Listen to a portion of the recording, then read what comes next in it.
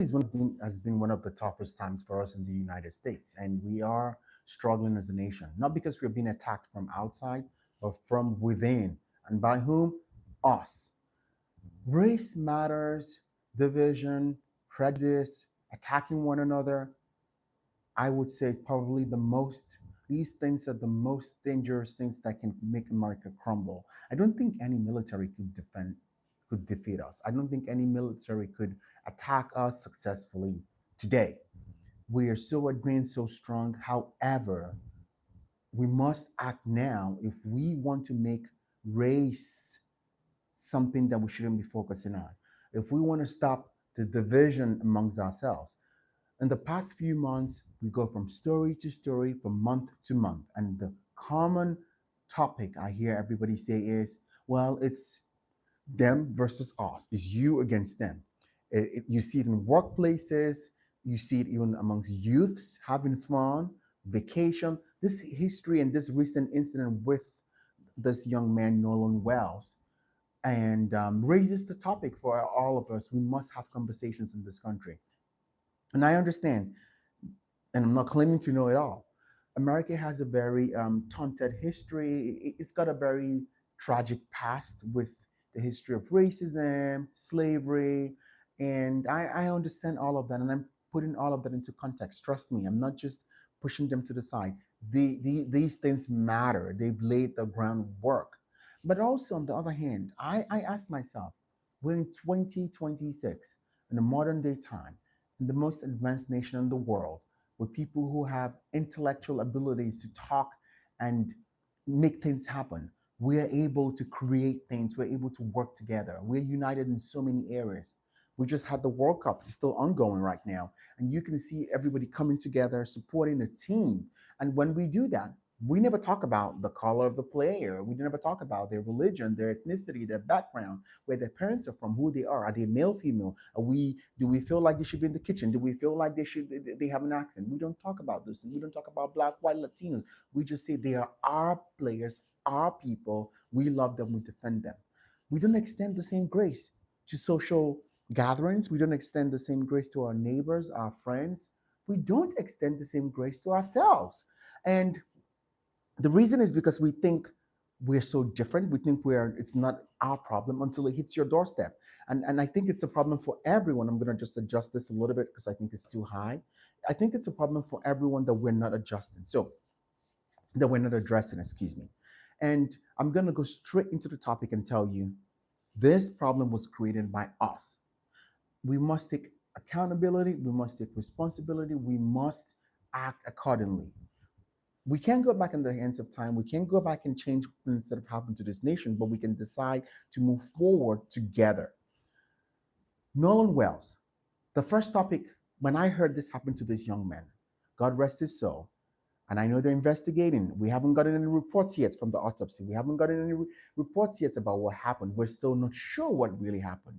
But the first thing that came to my mind when I heard about all of this was, why did his friends, a group of guys who went out fishing and they went out on a boat somewhere on a river, on a lake, why were they not alarmed, perplexed, worried that he wasn't with them? Why didn't they raise an alarm? So if there's criminal play, foul play, because something happened to him and they know about it, that is what I want to know first and foremost. Why? The why. The why didn't they talk about this? Why didn't they find him? If I go out with you, you're my friend, and we're a group of people, I don't care who you are. You could be a woman, a man, gay, straight, boy, girl, Latino, black.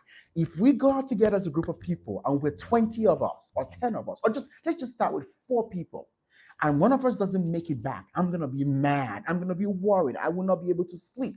And that's the question I didn't hear anybody ask. Nobody's asking these questions. Why did those boys go home and sleep and not worry about him? Not because, and the question I keep hearing is the other thing is, oh, he's black. Why did he go out first with them? Why is he hanging out with them? Why are they friends?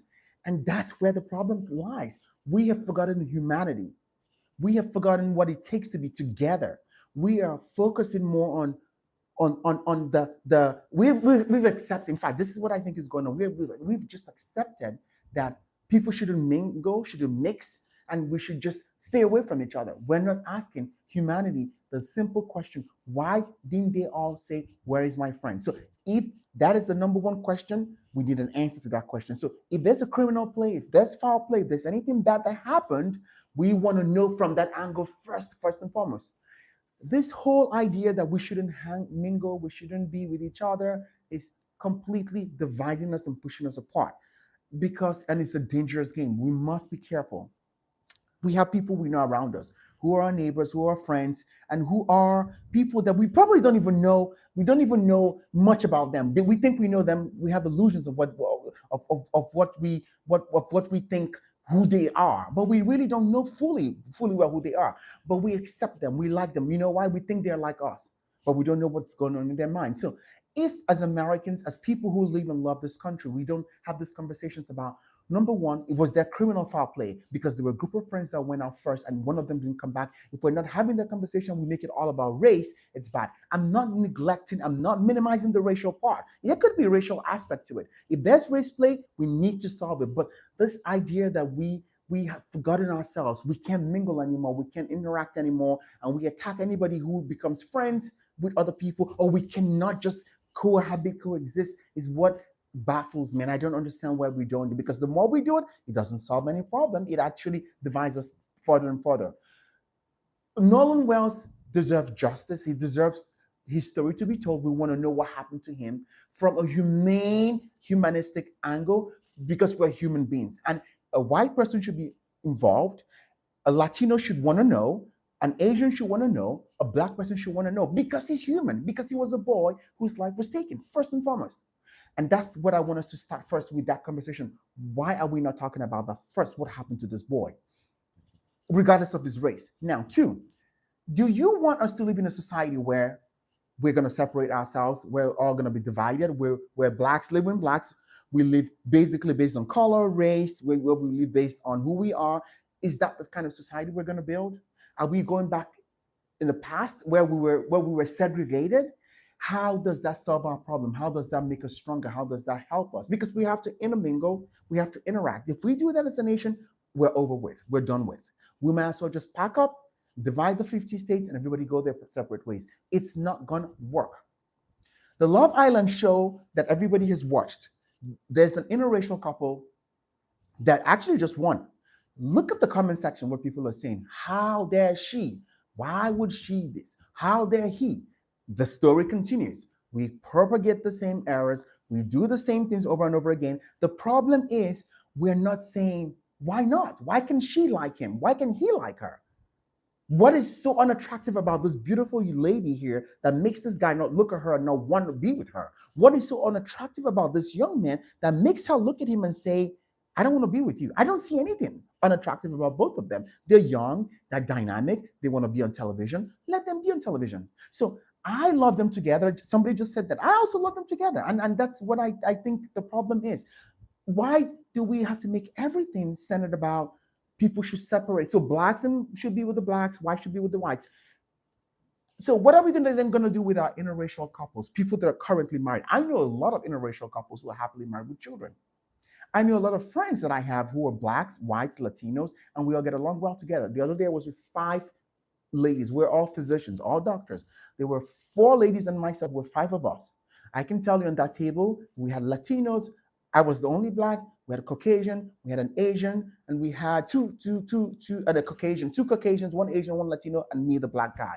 We got on so well. We didn't see the act. We didn't do this you against me, me against you. We understood that we have a lot in common, not just because of our profession, but because we're genuinely kind human beings, but because we are loving people. And if we don't have that connection with each other, if we're not able to come together as a people and say, I can like you because you're a good person, not because you're my color, not because you're my background, not because your parents are from where my parents are from, not because you look like me, not because of your level, not because you have an 11-year degree like I do, but because of you are a good person and we align, we jive together. If we can't do that, we're in problem in this nation. And that's why I'm afraid today. And I must say this, I'm really afraid for America because I've had this conversation privately with people and I was attacked. I was called elitist. I was called privileged. I was called out of touch. How am I out of touch? When I ask a simple question, how can we come back together? How can we come back together as a people? How am I so out of touch when my only question is how do we fix this problem? And if we fix it by taking accountability, and that's what I think we are not doing that. I'm responsible as much as you're responsible. We sit down at tables where we hear people kiki, laugh at other people. We sit down at tables. I've been at a table of guys where guys will bash women, not because of anything the lady did to them, just because she's a woman, she shouldn't be here and all that. And these are educated men who say that. And I sometimes want to speak up, sometimes I don't speak up because I'm like, oh, I don't want to be seen as a sissy. I don't want to be seen as a, I'm a gay guy, right? I don't want to be seen as a sissy. I don't want to be seen as a, oh my gosh, he's just always gonna suck up to women. No. So I sometimes keep quiet. But when I keep quiet, I take responsibility for that because I'm not speaking up to say you can't talk to these women like this. You can't talk about them like this because you know why? If we let that slide, that's called prejudice. Tomorrow is gonna be what? Me talking about Latinos with other people saying, oh, I hate Latinos. All they do is come here and do this and do that. Then tomorrow is going to be against black people. Then tomorrow is going to be against white people. We let these prejudices keep going on in our circle. We don't check people. This is where we are at fault. We need to start holding ourselves accountable. If somebody speaks up against a race, and you're not of that race, I want you to be bold enough to tell them, why are you saying this? Is there something the person has done to you specifically that makes you not like them? Or is it just because of what they look like? If you can check people, correct them, explain to them why it's wrong, prejudice will keep going on. And when you have prejudice, you couple that with power. If you add power on top of prejudice, it's called racism. People say black people cannot be racist, white people cannot be racist. I have white friends who tell me that white people are not racist. Black people don't understand what's going on. They are playing the victim card. They always bring up racism. They don't understand that. I've had friends tell, and I tell them, no, there are instances where you see clear racism. I've seen clear outright racism before, where you see somebody of power who pushes other people down, who doesn't let them integrate. I had a friend of mine who was attacked racially, slurs, called to him. He's a physician. They attacked him while we were in Mississippi, racially harassed him at his place of work in a small clinic. And he had to, for his own peace of mind, quit the job and move on to another job because he had the power to, he had the money to, he had the education to do that. If he didn't have that because he was a physician, he'll be trapped.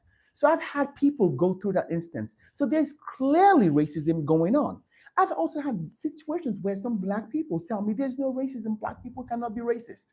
Black people cannot be racist. But then you sit on the same table and you hear some of our black folks talk and laugh and say, I don't want these people around me. They're not like us. They're not a part of us. And when I check and I say, I don't know if you should be saying that about them, because if I remove that phrase, that context, and carry that same topic to a white family, a white group, and they say the same thing about us, you will be mad that they're saying that. You will be equally affected. You'll be upset that they're saying that about you and about us, right? So when I say that, people say, well, it's not the same thing. We have a history. We're allowed to speak our minds. But prejudice, when you allow prejudice, prejudice breeds racism. The only difference between prejudice and racism is the power. When people have the power and they can exert that power to decide where you eat, where you live, the kind of jobs you have, how much you're paid, if you're going to get the job or not, that's when it becomes racism. But the underlying factor is the prejudice that we all condone, accept amongst ourselves. We must let it go. And somebody just wrote down in the comment section, and I'm glad you're having this conversation with me, that is deeper than that. Nobody was brought in for questioning with the Nolan Wells case, and I agree. That's why. So if you are saying nobody was brought in for the Nolan Wells case for questioning, I'm saying the same thing as you. No, somebody has to answer the question, bring them in for questioning, not from a racial background or racial angle, but just from why, what happened. Why did you guys leave him? Where did he go? If he went somewhere, why didn't you check on him? Why didn't you call his phone? Why didn't you report to his parents? That's where I'm going from first. Then when you investigate further, it unites us in doing that. And if we then find foul play for racism, we attack it. If we find foul play for injury, we attack it. If we find foul play that the guy was attacked, beaten up, thrown in the water, Who knows what we could find? We attack those layers. But if we just say, oh my gosh, you see why black people should never be with white people? We are not solving the problem because we have to intermingle. We have to work together, live together. Even if you live in separate communities, you have to shop together. How are we going to avoid this? So we're not having these tough conversations. And that's why I am concerned because it keeps getting worse. It keeps happening. It keeps becoming the norm. And we're becoming so numb to it. We're becoming so used to it that if we don't pay attention, the next generation will just have this separation amongst races, amongst classes, amongst sexualities, amongst people, amongst background, amongst educational level. That's what we're going to breed, and we must be careful about that. That's my topic about this. That's my question is to ask you to think carefully. How do you let prejudice slide in your circle? How do you let prejudice continue to foster? Why do you let it happen? Why do you feel comfortable allowing it happen? Why do you think it's so different when you are the one saying it, when it's your tribe saying it? Why is it so different from other people saying it against you? It is the same hurt. It's the same feeling. It's the same prejudice. It's the same thing that we must tackle from the source. And please, please, please, these conversations are hard to have. You can't have it with everyone. Not everybody's going to listen. Not everybody wants to hear it. Not everybody believes it's a problem. Not it's easier to just point fingers and blame. If we could do it, it's easier. It doesn't take an intellectual capabilities. It's so easy to say it's them, and it's them. It's harder to say what is going on and how do we fix this? Why did we go this far? Are we trying to go back into the 1800s and 1900s when it was far back then? Then we didn't know what we know now. Then we didn't have the technological advances. Then we had a budding nation, a country that was just built. Then we had to change the laws. Now we have the laws. We have the laws that are changed already. We have the constitution that is going for us. We have the education. We have the knowledge. We have social media. We have internet. We have all of these things, yet we're going back in time. How and why are we going back in time? Why? I want you to tell me what, in your honest opinion, why are we going backwards rather than forward? What has created this divide? Why is it always you against me against them against us? Why can't we just have this unifier and say we are one? It doesn't mean you have to like everyone. It doesn't mean you have to be everyone's friend. It doesn't even mean that that everybody must be commingle or intermarry. I'm not proposing that as a solution. I'm just saying tolerance, acceptance, understanding humanity in other people, seeing them as humans is the conversation we need to start having from today, from now on. If we're not doing that, we're in a big mess. If we're not doing that, this is only going to get worse. If we're not doing that, we're going to get ourselves in for for a disaster that nobody can solve. If we're not doing that, we will be in a situation where we cannot turn back the hands of time. No military can save us from this. No army, no technology. We have to have conversations and get together again. And it starts from us. It starts from you. It starts from me. It starts from how we feel about each other. It starts from how we accept each other's. I don't necessarily agree with every religion. I don't agree with some things that they say with my religion, my background. But what do? I tolerate it. I accept it. I respect your boundaries. I respect why you like it. I ask you questions why. I challenge you, and I challenge my peers who are also practicing members of my religion. I challenge them. I say, why do we accept all of these things? But where I draw the line is where I lump everybody into one basket, categorize everybody as bad, categorize everybody as them against me, push people aside, think that you know what, they're not like me, they wouldn't understand. That's where I draw the line, and that's the conversation I would like for us to start having. When you see people who are marginalized, be it women who are marginalized in this current modern times, it's harder for a lot of women. When you see people who are minorities who are marginalized, when you see people who have different backgrounds, ethnicity who are marginalized, speak up. But when you also see a white person who is marginalized, even though it rarely occurs, because I understand the structure, the norms are out there. I understand that a lot of people have more privileges. I understand that. But when you see in situations where you hear prejudice against them, also speak up. Because you know what? The same cane they use in caning your adversary, The same whip they use in whipping somebody will come back and be used against you. Bad is bad, good is good. No matter the race, the culture, the background, ethnicity, religious affiliations, sexuality, gender, nationality, bad is bad and good is good. Let's solve this problem today, Americans. Americans, we need to do something about this. If not, we will be in a very tough situation. And that's my biggest fear. Act now. Start from your small circle. Please go out there. Look around you. Ask yourself, how have I been a distant human being? How am I extending this hand of friendship to my neighbor? How am I talk? Do I exclude myself from other people? Do I not talk to anybody from another race? Do I put them down? Do I feel like they're so different from me? And this question I'm asking, genuinely asking, is for everyone to think about it, no matter what race you are. Do I do these things? And if I'm doing it, the question is, why am I doing it? Is this something I've been taught to do, that I've seen people around me do? Do I come from a family that doesn't? How do I break the cycle? By not repeating the same thing over and over again, by bringing people closer to you and saying, I want to get to know you for who you are. I want to get to jive with you. I want to get to be in your circle. If we did that on our own little areas, in our own little ways, in our own little communities, in our own little environments, the impact will be so big that eventually we will minimize prejudice and racism. We may not eradicate it, but it has to come to a level where it should be a rare phenomenon. It should be a rare occurrence. It should be something that is screamed and yelled at. It should be something that is not a daily occurrence. It should be something that when I walk up to you and you are a police officer, I shouldn't be afraid because I'm a black man.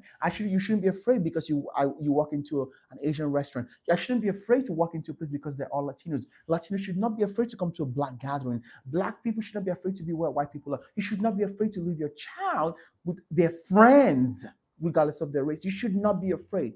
But because today we're afraid, we're divided, it means something is genuinely wrong. And we have to have these conversations.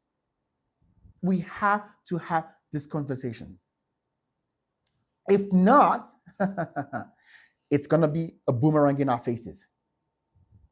My friends who are maybe I'm lucky, maybe because I have good friends around me who are of different races. We've had these tough conversations, and we all agree, we all accept, we all hold each other accountable. And there are areas where they will tell me, yeah, I think this is happening. There are times where they ask me, are you comfortable doing this? Are you comfortable being alone? How do you feel? Do you feel like you're always being attacked as a black man? Do you feel like your life is in danger? Do you feel like you can trust the law, the police officers? Do you feel this? Do you feel that? They ask me these questions, and then it makes me think: do I feel that way? And are there instances I don't feel safe? Here's the instances I feel worried. And you know why? It's because we keep pushing ourselves apart. We keep dividing each other. And we let the people who do that get the upper hand. They control the narrative. They're more than us. They're stronger. They're bigger. The moment we all unite and say, no, enough is enough, we are one people, then my fear will start going down. Your fear will start going down. Her fear will start going down. His fear will start going down. We can then collectively hold those people accountable and check them. Please go out there, extend a warm hand of friendship to other people. Show them that you really are caring. Get to know them for who they are. Don't judge them just because of their color, background, race, ethnicity. Let people who do that know that it's wrong. Speak up for the right thing. Don't laugh and kiki. Don't say it doesn't happen in my environment and you see it happening and you turn a blind eye. This goes to the white people, black people, Asians, Latinos, all of us. Speak up. When you see something that is bad, speak up. If we do that collectively, we're going to turn this country around. It's the greatest nation on earth. Who are we going to live it for? Where are we going to go? What are we going to do? Are we just going to walk away and let the nation implode on itself? We can't let that happen. These race topics, this division needs to be had amongst ourselves. Everybody, we all play a role in it. to some different degrees and different extents. But for the rest of us who genuinely have pure hearts and who want to see this country grow, we have a power. We have the power to come together to talk about it, to change lives, to make people see that we're all one. We're all humans. That we don't have to be friends with everybody, but we don't choose our friends based on their race. We don't choose our friends based on their. We don't turn down. We don't turn down somebody that we potentially would like to date just because of their race.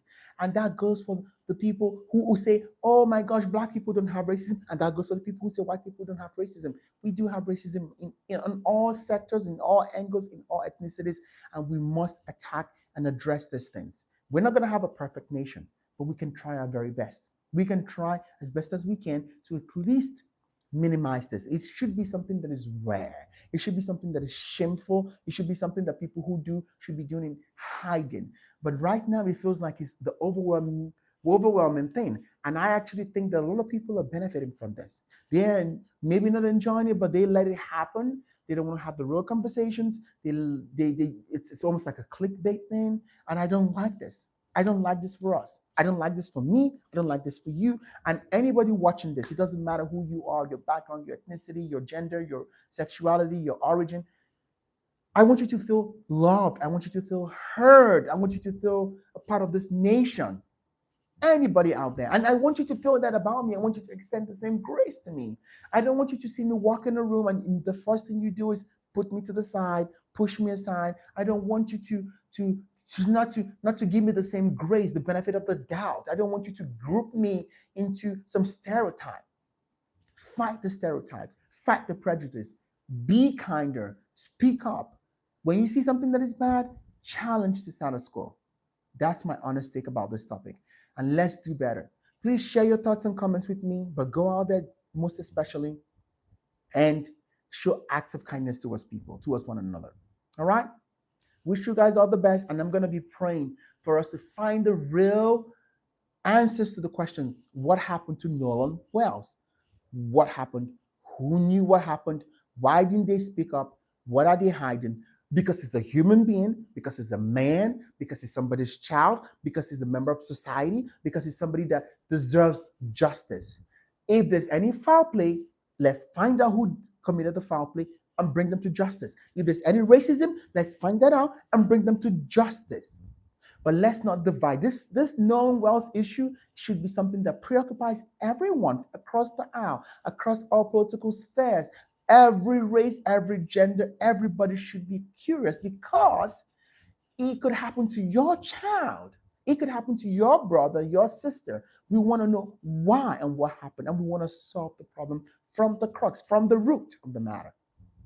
May God bless America. May God bless everybody. And I hope genuinely, deepest part of me, my heart, that we come back together as one nation and that we grow together.